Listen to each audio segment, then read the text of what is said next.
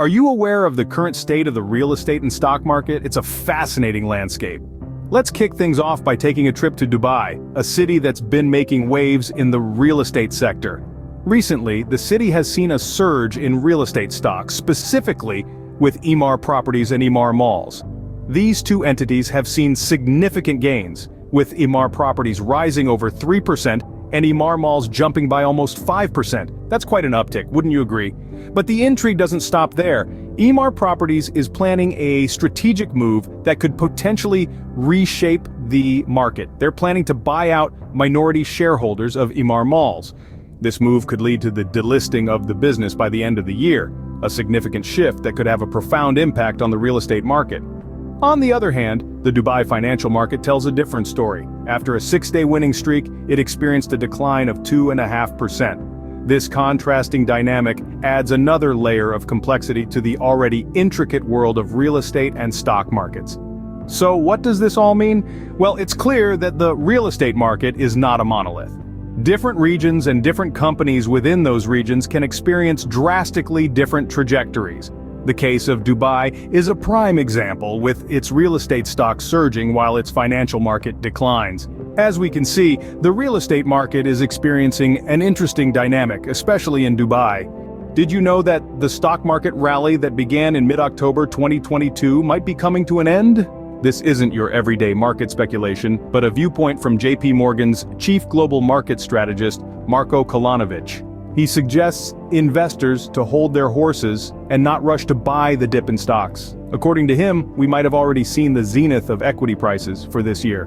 Kolanovic's bearish outlook isn't just a shot in the dark, it's driven by a rising tide of risks in commercial real estate, which, if not addressed, could lead to tremors in the banking system. And when the banking system sneezes, the rest of the economy tends to catch a cold. So it's vital to heed these warnings and understand the potential implications. One of his major concerns revolves around commercial real estate debt. With the pandemic and the subsequent shift to remote work, commercial real estate has taken a hit. Businesses are reconsidering their need for physical spaces, and this is reflected in the falling property values and asset prices. In an economy where everything is interconnected, these falling values can have a domino effect. Lower property values mean lower collateral values for banks, which can lead to a decrease in lending and an increase in loan defaults. This, in turn, can lead to a tightening of credit conditions, affecting businesses and consumers alike. So what's the takeaway? In a nutshell, the stock market isn't an isolated entity. It's influenced by a multitude of factors, including the state of the real estate market. As Kolanovic suggests, it's a time to be defensive, to tread cautiously, and to keep a close eye on the unfolding events. The stock market rally's end could be closer than we think. Have you heard about the ongoing regional banking crisis? It's a question that's been echoing through the financial world recently, and for good reason. The situation is serious, and it's creating ripples that are being felt far beyond the regional banking sector. Let's start with the dire warning from Fundstrat's Tom Lee. He suggests that the stock market could become untouchable if this regional banking crisis continues to spiral. It's a chilling prediction, and one that should give every investor pause. It's not just a case of banks failing, it's about what those failures could mean for the wider economy.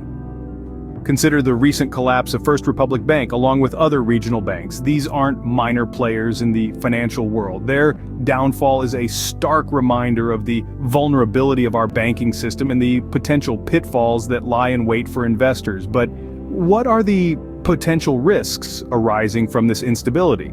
Well, one immediate concern is credit tightening. As banks falter, they become less able to lend, and that can choke off vital credit lines that businesses and individuals rely on. This, in turn, can have far-reaching economic implications, slowing growth and potentially triggering a recession. Now add to this mix the Federal Reserve's recent interest rate hike. While this move is intended to curb inflation and stabilize the economy, it also puts additional pressure on banks. Higher interest rates mean higher borrowing costs, which can further squeeze banks already struggling with bad loans and financial instability. So where does that leave us? Well, the situation is fluid and it's hard to predict exactly how things will pan out. But one thing is certain, the regional banking crisis is a major concern, and it's having a significant impact on the stock market. It's a situation we'll all be watching closely in the coming months. It's clear that the regional banking crisis is having a significant impact on the stock market. So, what's next for the real estate and stock market? As we journey into the future, it's important to remember that the market is a dynamic beast, always evolving and adapting. The real estate market, for instance, continues to be influenced by factors such as population growth, urbanization, and technological advancements. Innovative solutions like virtual real estate tours and AI-powered property valuation are expected to become increasingly prevalent. These technologies could potentially revolutionize the way we buy and sell properties, making the process more efficient and accessible. On the other hand, the stock market's trajectory is a bit less straightforward. Given our previous discussion on the end of the stock market rally and the regional banking crisis, it's clear that there are some potential stumbling blocks on the horizon. However, this does not mean that the stock market is doomed. In fact, market downturns can sometimes present golden investment opportunities for those with a keen eye and a steel nerve. Remember, the stock market is not just influenced by economic factors. Geopolitical events and global crises also play a major role. Therefore, it's crucial for investors to stay informed about world events and understand how they might impact various sectors of the market. Even with the potential risks in the commercial real estate sector, the resilience of this market should not be underestimated. As businesses adapt to the post-pandemic world, new trends are emerging. For instance, the rise of remote work has led to increased demand for residential properties in suburban and rural areas. This could potentially offset some of the risks associated with commercial real estate. Of course, these are just predictions. The future is inherently unpredictable, and the only certainty is change. Investors, therefore, must be adaptable, continually learning, and ready to pivot their strategies as the market evolves. While uncertainty remains, one thing is clear: the real estate and stock market will continue to evolve, presenting new opportunities and challenges. In conclusion, the current state of the real estate and stock market is complex and ever-changing. The world of finance is like a vast ocean, with waves of change constantly rolling in. Today, we've navigated through some of the key currents shaping our financial seascape. We started our journey with Dubai's real estate market, where property stocks were making waves, driving the main share index up. The buoyancy of Emaar properties and Emaar malls was particularly noteworthy. However, just as the tide rises, it also falls, as seen in the decline of the Dubai financial market after a 6-day winning streak. Next, we turned our gaze to the broader stock market. The rally that began in mid-October 2022 seemed to be running out of steam, according to a chief global market strategist. Concerns were mounting about the risks in commercial real estate and the potential for shocks in the banking system. The peak in equity prices for the year, it was suggested, had already been reached. Our journey then took a turn into the turbulent waters of the regional banking crisis. The collapse of First Republic Bank and other regional banks sent ripples of concern through the market.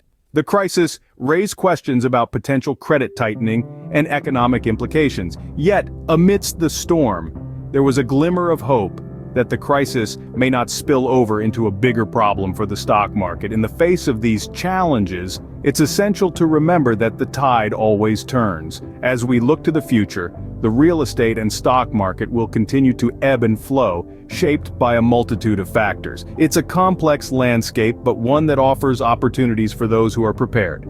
As we navigate these markets, staying informed will be our best strategy. Until next time, stay savvy.